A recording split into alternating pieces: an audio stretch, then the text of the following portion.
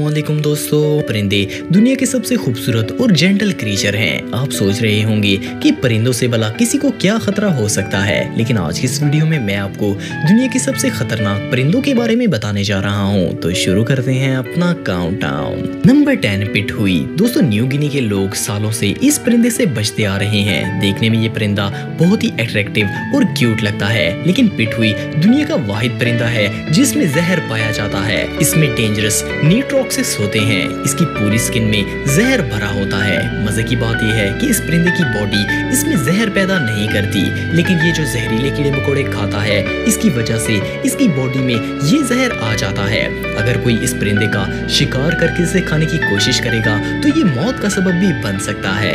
Number 9 bearded vulture. दोस्तों इस परिंदे को लैम्बरगियर भी कहा जाता है। इस परिंदे की लुक इतनी खौफनाक होती है कि इसे तो देखकर ही डर लग जाता है। इस परिंदे की 90% खुराक हड्डियों पर मुश्तमिल होती है, लेकिन सबसे खौफनाक बात यह है कि ये हड्डियों को मुंह में तोड़ नहीं सकता, इसीलिए ये अपने शिकार को मुंह में पकड़ता है और आसमान पर उड़ जाता है। काफी ऊंचा उड़ने के बाद ये शिकार को नीचे फेंक